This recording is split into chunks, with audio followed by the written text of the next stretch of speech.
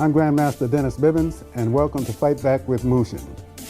Today we'll be showing episode 7 of Fight Back, and we'll be showing some techniques dealing with strikes, counterattacks, leg sweeps, takedowns, and a couple of self-defense techniques for women. Hopefully you'll enjoy it. Thank you.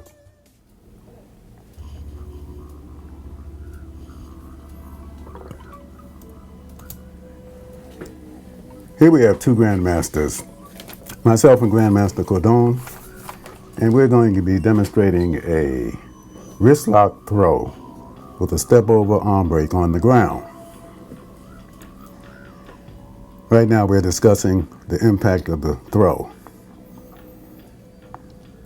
Since I'm going to be taking the fall, I want to make sure that Grandmasters can throw me correctly so I don't get injured. It's a painful wrist lock with the throw. Most people think that a throw is a basic technique, but you have to realize that you're in pain with a throw because of the wrist twist. Watch, you'll see him twist my wrist while he's making the throw. Done correctly, there's no pain involved. Well, there's pain from the wrist twist, but other than that, as far as falling concerned, if you know how to fall properly, you won't get injured. The wrist lock throw, Grandmasters Bivens and Cordon. Step over and the arm break on the ground. Next up we have Troy and myself. I'll be explaining a kind of complicated technique involving 2 elbows, a block, solar plex strike, groin strike, and throat strike. This is the block, stepping in with an elbow strike to the face, and a rear elbow strike to the face again, stepping across, elbow strike to the solar plexus, and a downward knife hand strike to the groin, bending the opponent over, grabbing the head, and executing a ridge hand strike to the throat. Done in kata form, it looks like this.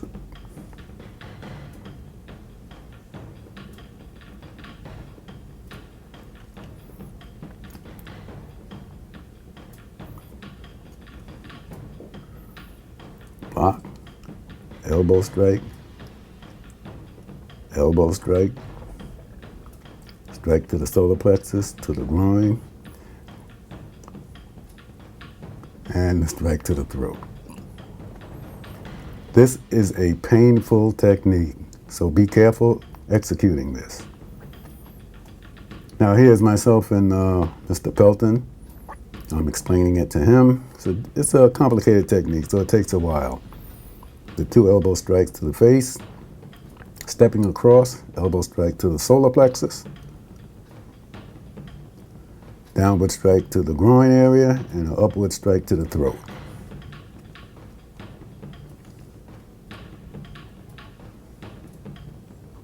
And that's it. Now here we have Mr. Pelton and Troy. They're going to do the same technique.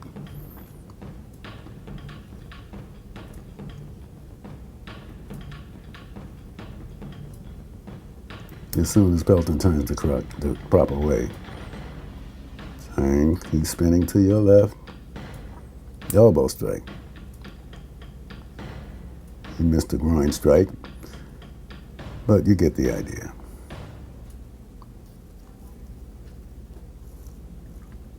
They try this technique for several attempts until they get it correct. But eventually, they do get it. Now, Troy is asking me what's the effectiveness of a ridge hand strike, and I'm explaining to him exactly what it is. To the throat.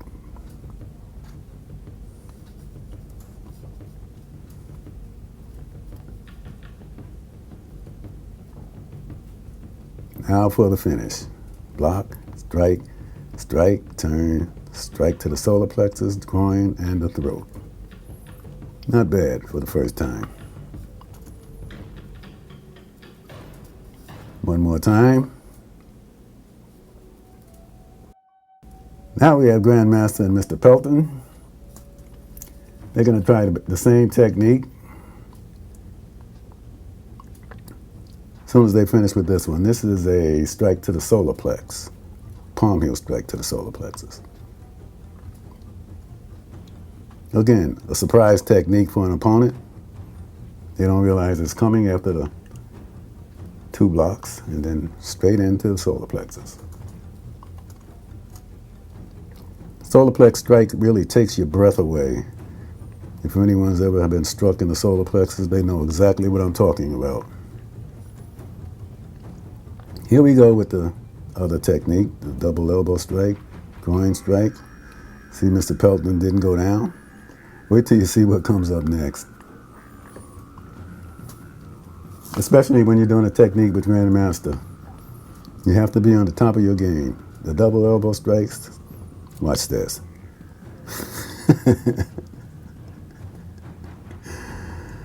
The groin strike will definitely make you bend over.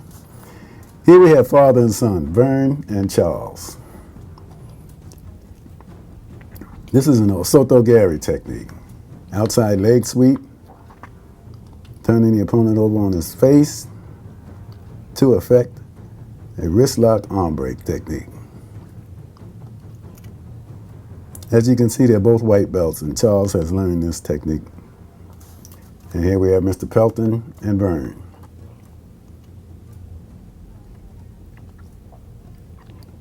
They're going to be doing the same technique in Osoto-gari, outside leg sweep. Take down, roll over,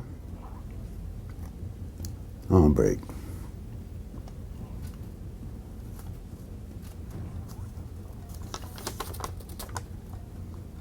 Again, Osoto-gari, outside leg sweep, turn the person over on the face, affecting the arm break on the ground.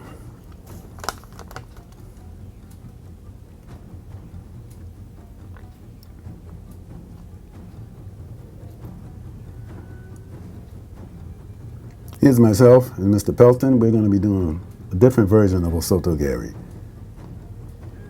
But it's still an outside leg sweep, or any way you can get the opponent over on his face. Again, affecting the wrist lock, arm break. Mainly it's a wrist lock, but if done correctly, you can break the arm also. And here's another version of that. Outside leg sweep, take down, roll over, and arm break.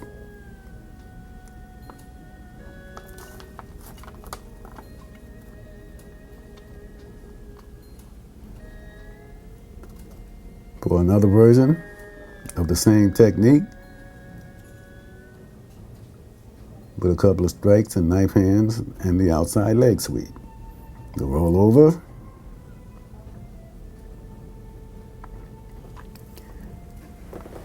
This is a very, very versatile technique. You can use different techniques to get the person down. And depends on what you want to do once the person's on the ground. Okay, here we have myself and James. From a double collar grab, with a palm heel strike to the jaw. Has the same discipline as a right hook to the jaw. And with some added attraction, we do a couple of knife hand strikes to the throat.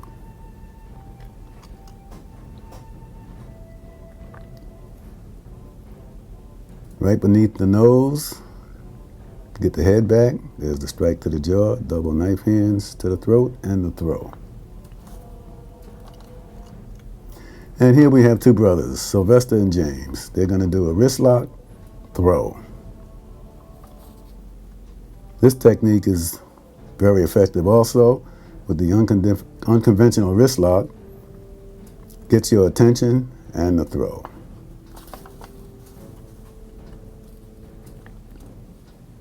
Now here we have James and Thomas, utilizing the same technique as seen before. Because Of course, each person has their own way of doing a technique. This is James's version. But the effect is still the same.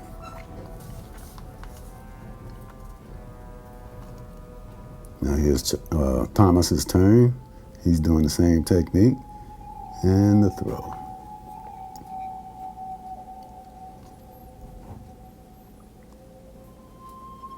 Fingertip under the nose.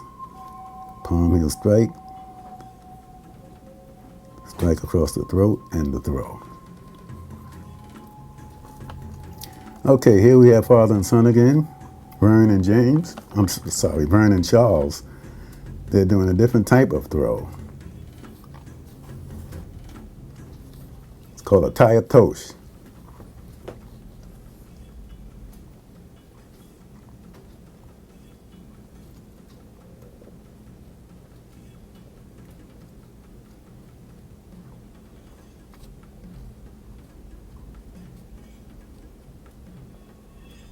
Inside block, step, turn, throw. Very effective throw. It's a body drop from usually there's no recovery from once you hit the ground.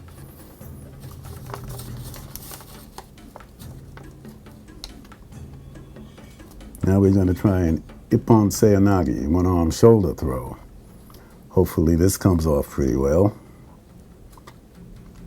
Just explaining to him the technique, and here we go. Inside block onto the armpit. You have to step across and swing the opposite leg around to create momentum.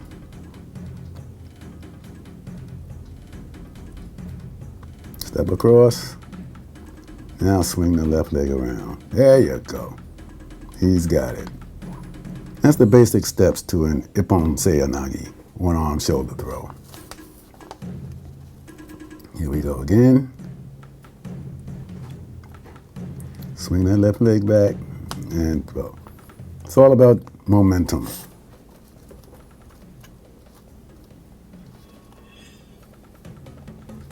Once again, Vern and Charles.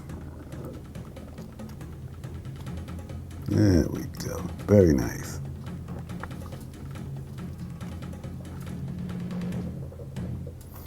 Here we have myself and Vern. We're going to be doing a bent arm wrist lock throw.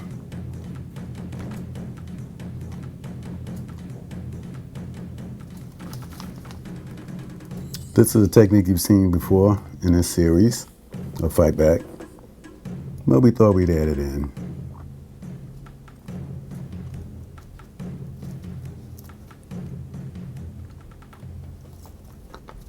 Now we have Troy and Vern. They're going to be doing the Tayatosh, the technique you've seen earlier with Vern and his son. And as I said before, each individual have their own way of doing a technique.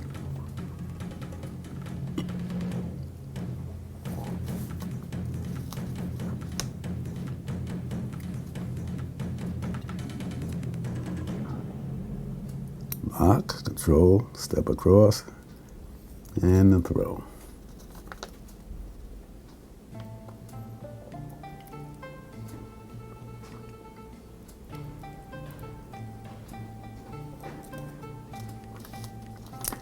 You shouldn't have to muscle a throw like this, but we'll work on that with these two guys. And that's what I'm just telling them. Okay, here we go with the same thing. This time Troy's doing the technique. Troy's a basic judo guy, so he knows how to do these types of throws. As you can see the difference between him and some of the other students.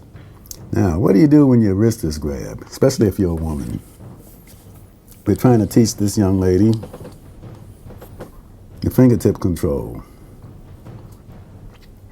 And since she was in the dojo at the time, we decided to utilize her to see if we could teach her this particular technique. And it worked out pretty well.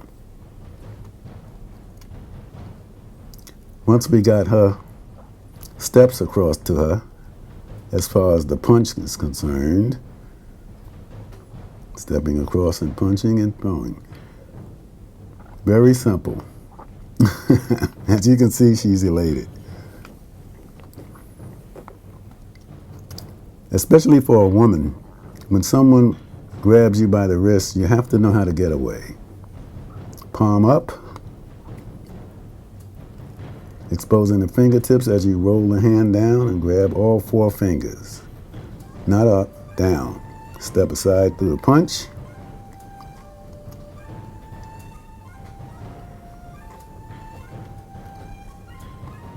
And step back across for the throw. Very effective technique.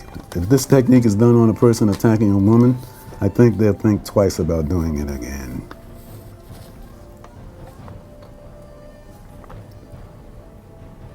The finer points of the fingertip control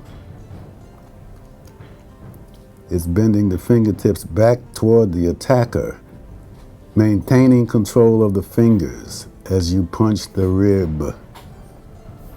Stepping back across, completing the throw.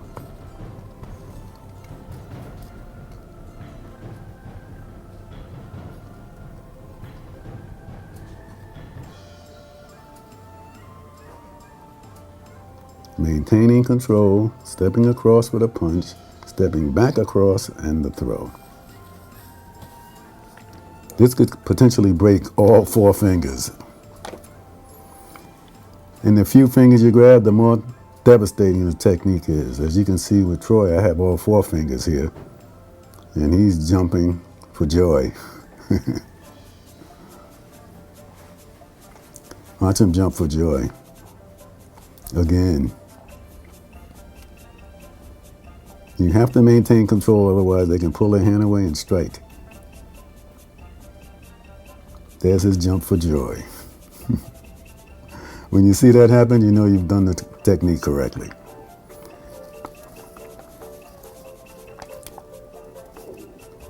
Okay, we do this technique, or attempt this technique, for several tries